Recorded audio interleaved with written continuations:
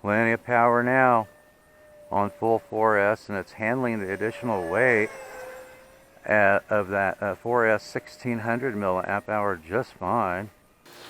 Welcome to Ground Control. I have my Viper, my Aeros Viper, repaired again and ready for launch.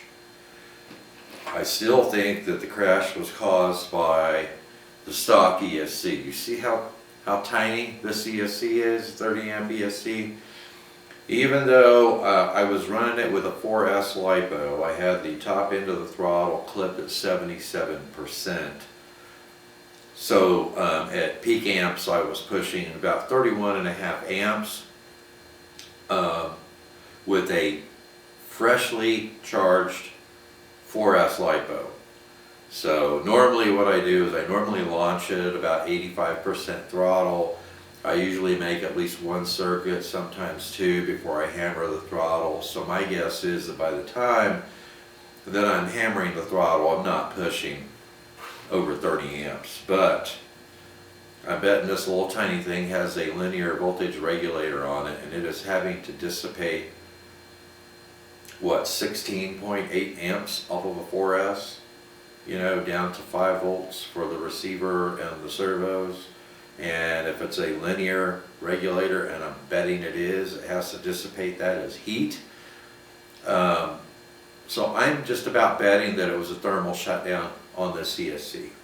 But I pulled the stock ESC out of it, and I replaced it with this ESC, which is a 2S to 4S. It's a Hobbywing Skywalker 50 amp ESC that supplies 5 volts at 5 amps power from the voltage regulator, and it is a switching voltage regulator, so I should not have any problems with ESC anymore.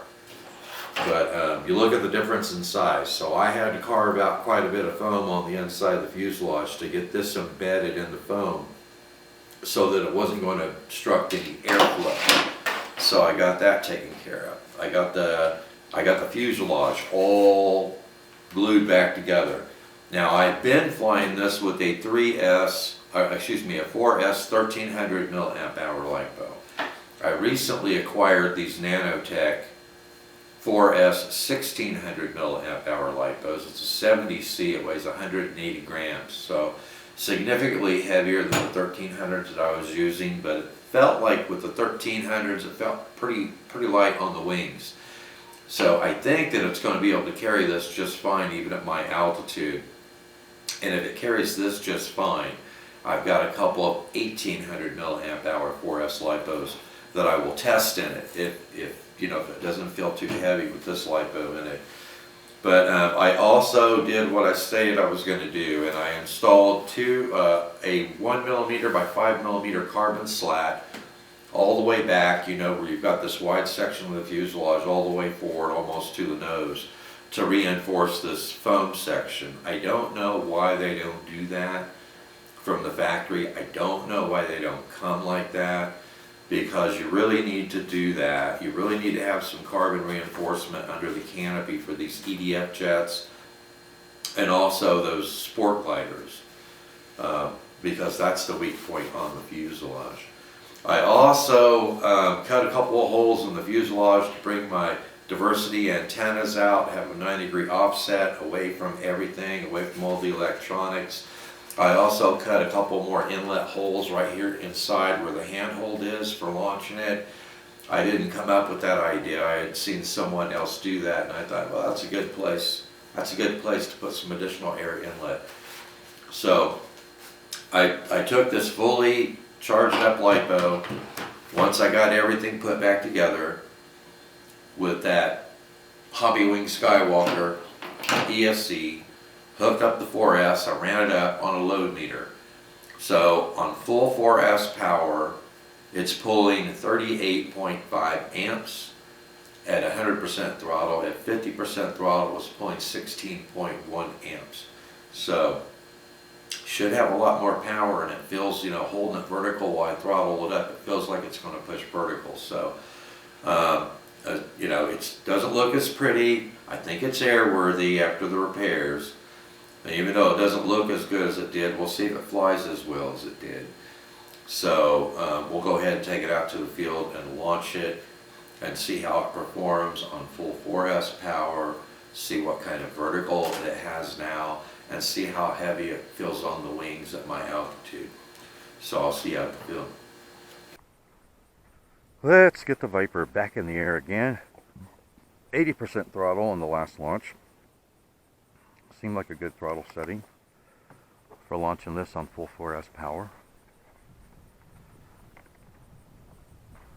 It's handling really well after the repairs. The nose looks a little crooked on it, but I got it straightened out as good as I could. I have had some really hard landings out here today. I've had a lot of traffic coming through. Landings haven't been fun, but anyway, let's launch.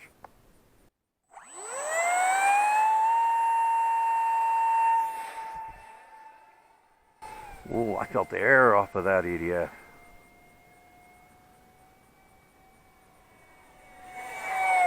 I did bump up my elevator 15 points on the dual rate. We'll see if that makes it feel twitchy or not. I was coming out of a split S earlier and I ran out of elevator. I mean, I had full stick pulled back on the elevator to pull it out of a split S maneuver. I was wondering if it was going to make it.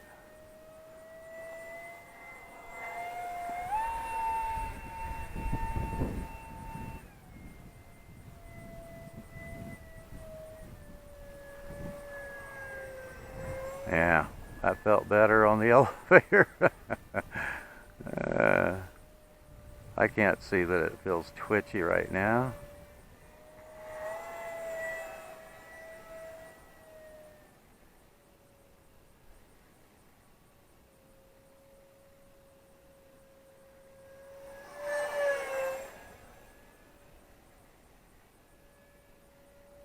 Awesome little jet.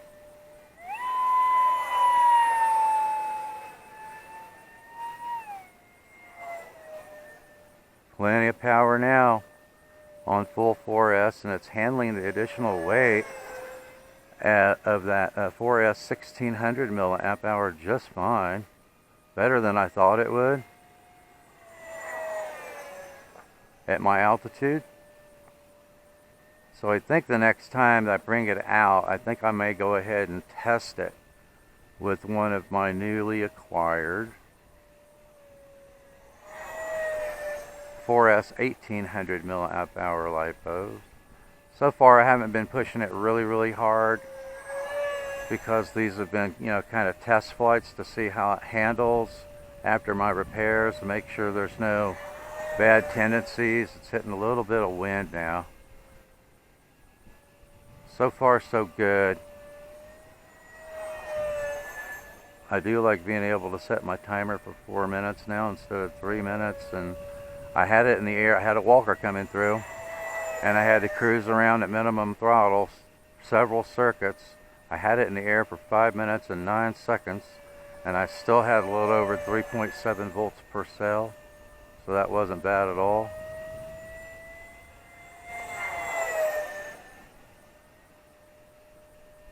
But I guess I'm happy with the repair,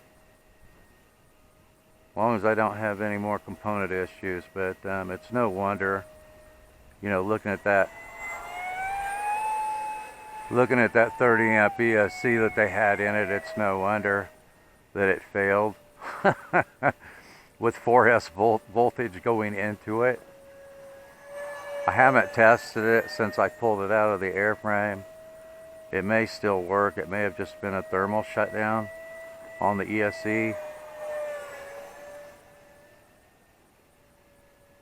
But that's really a lightweight little ESC for this jet. I think even on a 3S. I wish they would sell these as airframe kits so you could put your own electronics in them rather than purchase the aircraft as a plug and fly and then have to spend additional money to put some better electronics in it.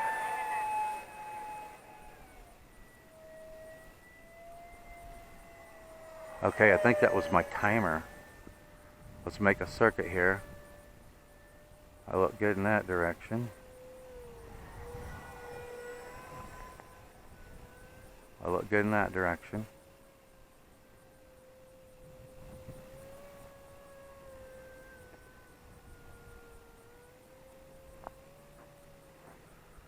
I gotta take it pretty far out because it glides forever.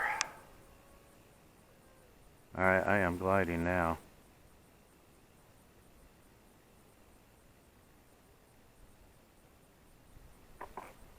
Hey, that's my best landing today. I must have had a bit more of a headwind on it this time than last time. Last time I tried to get it down on the ground, I had to go around at least twice. I mean, look at all these rocks over here.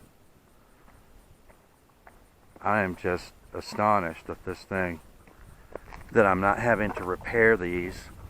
Yep, and then I finally broke one of my skids, and that was my last battery pack for it. So my skids had held up through all those hard landings, but I finally had one come apart on it. So I am going to have another repair to perform once I get back to the hangar. Most a pity. This place is roughest on the EDF jets more than anything else because you just can't, I just can't slow them down enough. You know, without them taking a pounding across that surface, but oh well. I got 4 flights on it. Got all 4 of my 1600 milliamp hour 4S LIPOs put through it. It handled very, very well. No complaints there. I've got some elevator in reserve now. I don't know why that changed. I had elevator in reserve before the repairs. Maybe it's because it's heavier. It's about 30 grams heavier now than it was, so it's not quite as light on the wings. That's the only explanation I have for it, is, you know, that produces a little more force when you're coming out of a high-speed dive like that. So maybe that's why the elevator wasn't quite as effective as it was when I was running it with the 1300 milliamp hour 4S LIPO. So when I bring it back out again, I think I'll go ahead and test it with one of those 4S 1800 milliamp hour LIPOs just to see how well it carries it. But even with these 1600s that weigh, I think, about 184 grams. Let me see.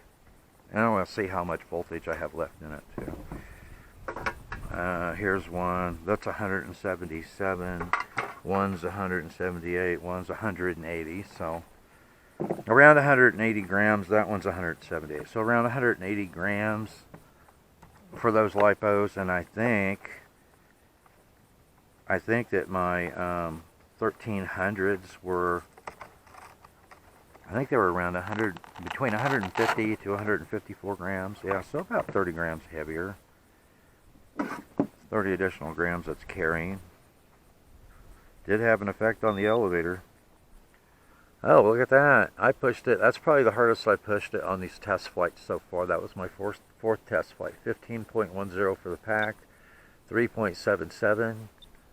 3.78. 3.77. 3.77. So awesome.